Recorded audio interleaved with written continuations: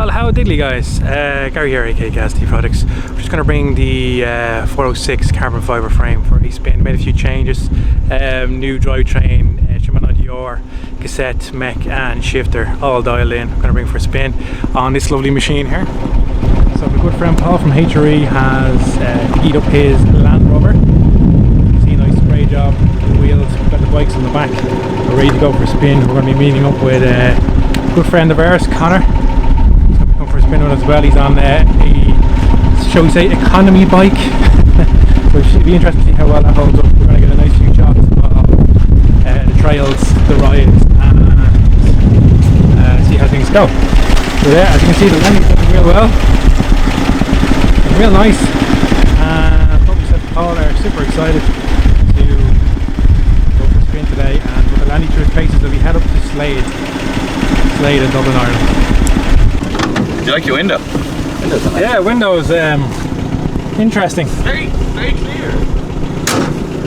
Very clear. You can see through it. Paul was closing the gate there. Should be interesting to see how Landy.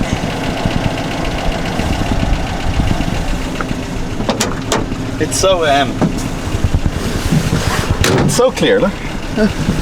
It's aircon, right? Air conditioning, yeah. That's how the British did it back in the day. That's how they conquered Africa. Oh, we're not supposed to say that. Yeah, it's a bit taboo, alright. Just say how it is. No point in fucking around.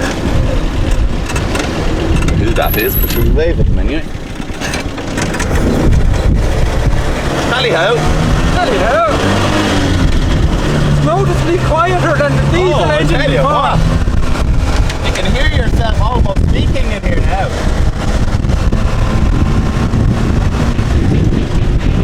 Should go up the hill and turn now though. Hopefully. Oh, I should do it. Hello girl. Oh, look at you. No.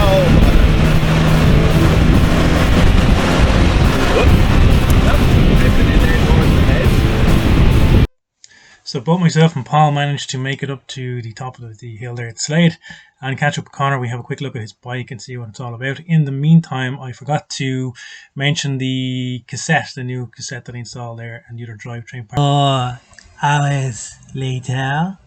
From this SRAM 9-speed to this, a 10-speed Shimano cassette. I have the box here somewhere. Here we go. Okay, so you can see she is the 1146 toot Deore Shimano. When you're changing out a cassette, it's always a good idea to try and change the chain also. This one has seen better days, so I'll order a new one of those. The rear Mech will do a good cleanup. The jockey and pulley wheels are not looking the best. Normally when you see things like this, guys, it's got to do with over oiling. So the best thing to do there is to use a proper kind of lube and then wipe off any excess. So depending on the condition, i.e. if it's very warm out and it's dry, you could use a dry lube, something like this. What you do then is, on the wheels on the bike, you can just put this over the back of the cassette and rotate the wheel and lube up the cassette, wipe off any excess on the chain, and you will be golden. You have nice clean crisp shifting. So yeah, this chain will need to be changed out, I think. So what we'll do is, I've already taken obviously the cassette off and the axle. So what I was doing here with this was checking to see if there's any wear in the bearings themselves. There's very little wear, and we could get away with leaving them on and getting a few more miles out of it, but it's always good practice to change these out where possible. I think in one of my shorts I just mentioned if you wanted to check to see what type of bearing this was, sometimes it's marked on it, and if you can get a camera, take a picture, and then that will allow you to zoom in to see what brand it is and other kind of details as well. So when it comes to ordering new ones, the verniers as well, just use a vernier. This is just a basic standard vernier, so you can just check the diameter of the bearing itself, which is like 26 mil in diameter. So that will help also when it comes to ordering new bearings. Also try and look out for some new seals as well, always good to have. So yeah, that's kind of where we're at. We're going to change the cassette out on the MTB hub here. There is a tool for taking that freewheel off, just lies on the inside there. So you just wheel it here for a minute. Just goes inside there, it's little splines on the inside, and it unwinds and it'll allow you to take this freewheel off. And you'll see, depending on which type of freewheel it is, it might be like 3 pawls that engage for drive. You'll have pulley bearings in here as well as you're in that ratchet click. Sometimes you'll have more pawls depending on what type of flywheel it is. But that would be worth a look down the road. I think that's fine there, there's no real play or anything. Sounds okay. So what we'll do is we'll see, can we put the new cassette on? This time it's giving me a little bit of jip.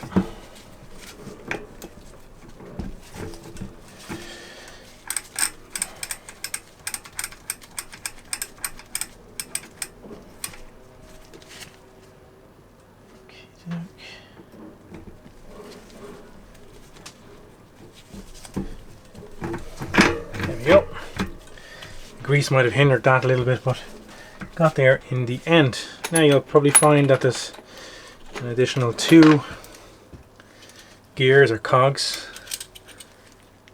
that also need to go on, and they go on like so.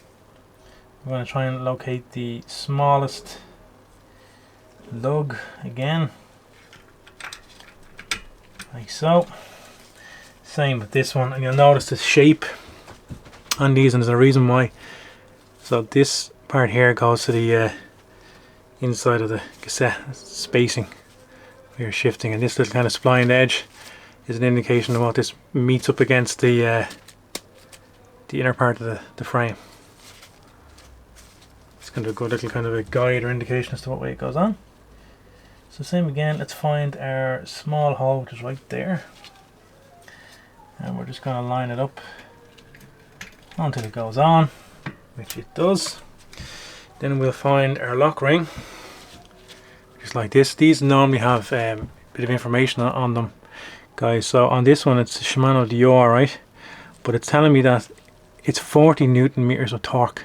So what we'll do is we'll loosely put this on, get it to click, and then later on then, before we put on the bike, we'll just lock it up to 40 Newton meters to make sure we're 100% that we're not over tightening or under tightening.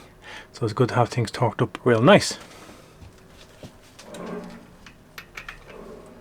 So we'll find our tool, which is buried in here somewhere. Here we go.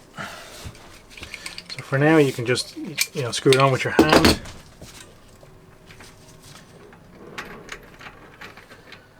Okay, so we know it's clockwise because it states it on the part itself.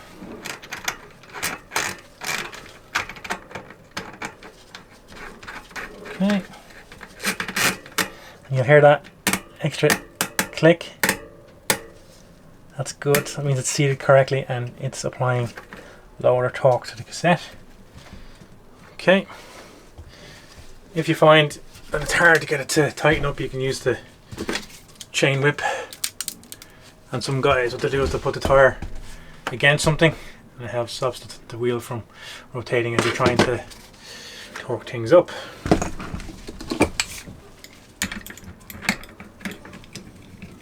Okay, so we have... See what kind of bike Conor's got. So Conor has the Carrera. That's all I get. Nice. What are we running on the cassette? Brought a spoon to a knife bike. She brought a spoon to a knife bike. Yeah, she's 9, is she? 1, 2, 3, 4, 5, 6, 7. Oh, she's 9. 9-speed cassette. What you realise is that mountain biking is 90. But this is all wrong. That's for the boy from shit. So this is like your standard kind of economy mountain bike. No offense to poor Conor, of course. So it'd be interesting to see how well this holds up on the trails and the rides. How confident are you that you will remain somewhat kind of intact after the end of today's riding, Conor? Me or the bike? Both. Well, one of us is walking home, so I don't know which that is. I said the bike would be grand, but more worried about the front forks hitting the big something hard. Yeah, I think you do. I think you do fine. Paul's just deflating and inflating tires over there. Oh, she's held up well now. Yeah, I like the bit of foam here for the chain slap. I like that. That's a good idea. Or was that? Did you just leave that on from the shop? No, but I can't stand the sound of that noise. That noise annoys me every time. Yeah, because I don't have the the clutch properly. That's able to keep it. It's just that noise constantly when you're hitting something. Yeah, no, she handles pretty well actually. It's a good bike. You see, you got a nice few packs and stuff on it. So what, spare tubes and stuff in here, and tube in there just for the phone, stuff like that. Just some glasses and things. Stuff, unlike you, which is bringing the camera crew with you. Well, the joys of YouTube. I was saying to Paul that halfway up the road, I'd forgotten my MTB shoes, so I have these terrible shoes on and my shin pads. I have no shin pads, so if you see any bulletins, RTE bulletins, you know who the culprit is. The thing is, I have shin pads, but I think if I put them on, wow, it's an excuse for me to do something. Proper, like, holy, because look at those. Yeah. Oh my god. Yeah, that's. But if I don't have them on, it gives me a good reason to take it easy. That's a very good valid point. Yeah. So I'll do a effort there. We're just going to get things dialed up here with the bikes. We're going to get things rocking and rolling, and we're going to hit the trails and see what mischief we can get up to. We've got a few different cameras with me, chest camera and handheld, so try and get a few shots in and enjoy the day that's in it. The weather seems to be fairly good at the moment. Has been diabolical the last couple of days, so yeah, we'll most definitely make the most of it and enjoy.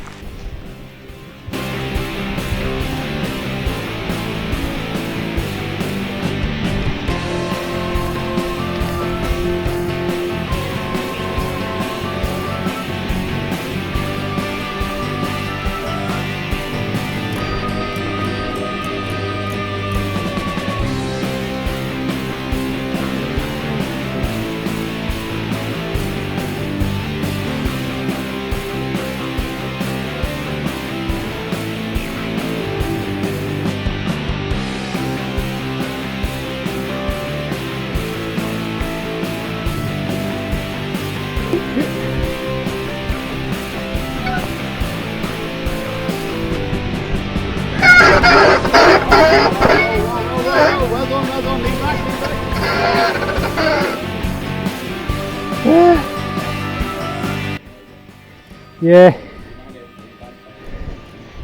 Yeah. Very close there now. Very close. Drop a post all the way, bro.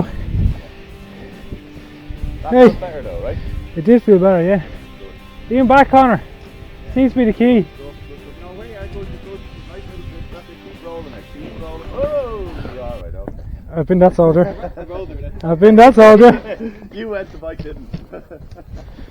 Alright, well, what you can try, right, if that route is really catching you, right, you can try this line here. It is tight to get back again, right? So you need to roll with a bit more speed back towards here, kind of.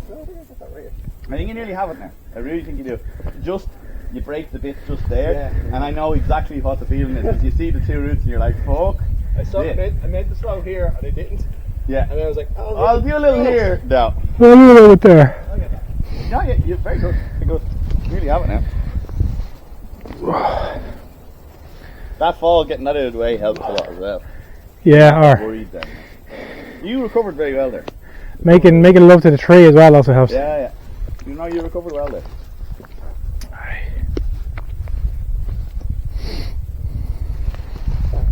This is an incredibly difficult corner though. This is not easy though. I did say to you coming up. You did, in fairness to you now, you didn't lie. These trails are technical. Perfect, yeah. Really good line there now. Keep it going. Well done. Very good. Just at it now. No, you could try actually drop a little bit of air on your tires maybe. Yeah, it might be a bit too hard. Yeah, just a small bit. I think literally all that's happening in there is just speed. That's all it is. Because with the wheel, if it hits the root and goes over it, you're grand. But if it hits the wheel that root that bit slower, it's gonna slide. Now it will slide, but what you're hoping for is to catch it there. And what it is when it slides, you feel like the game is over. Yeah. And you tense up. But actually, if you can try and just relax and pull through it, a little, maybe lean just a tiny bit further forward actually. Yeah. I know, and the only reason is, right, where you are, you have a lot of weight off the front wheel. So it doesn't want to push, you get me? If you have a lot of weight off the front wheel, it'll follow the contour of the ground rather than go where it's meant to go. It's not as dry today, lads, as well. Oh no, it's wet. And Yeah, you're so running in with a the wet tire wheel. pressure probably does need to be dipped a little bit. Yeah, there's no harm. Like, there is genuinely no harm doing that, but it is tight. That is a tight way.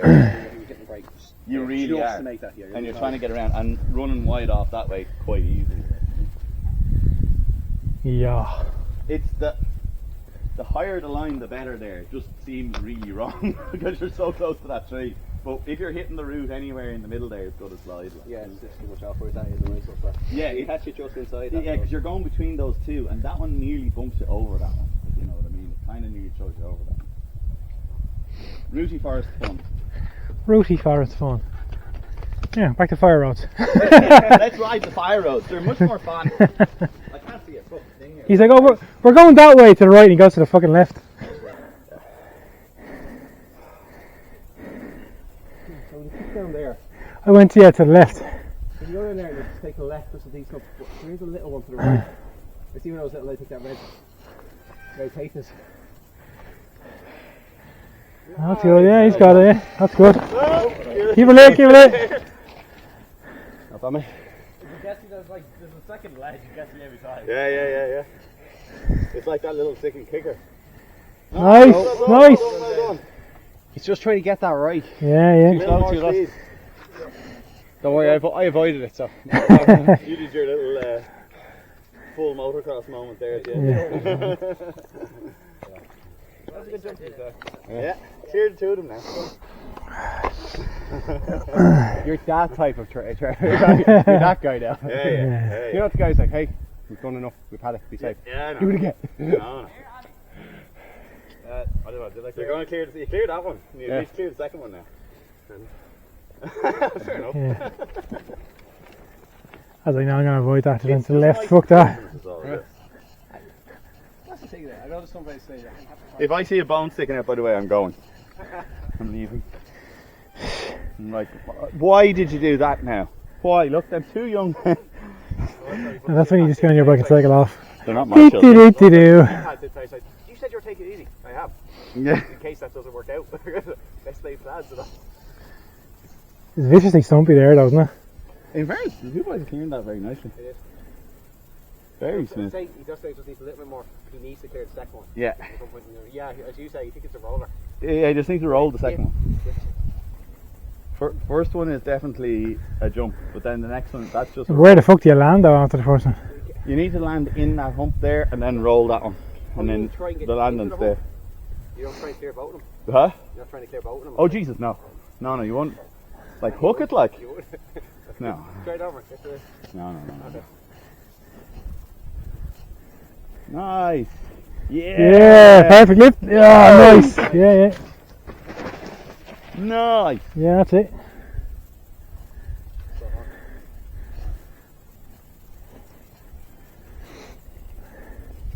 Nice. Yeah, buddy. Perfect. Yeah, you just stopping the landing there, yeah? Yeah, Sick, well done, boys. nailed. Do you want to spin back down here and try and take that? Yeah, let's have a look at that, those Berms. Yeah, let's go down that way. Vermage.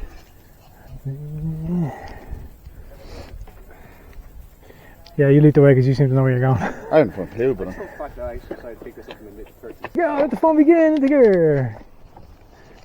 What are we in? Fourth. Pick up some speed.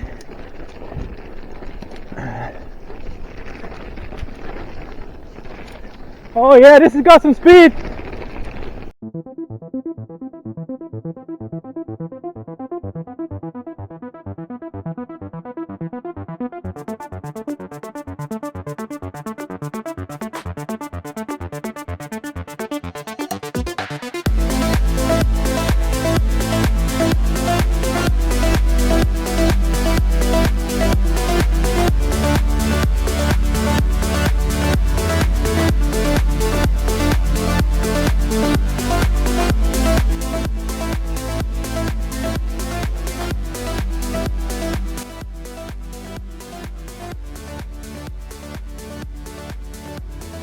An eventful ride was had.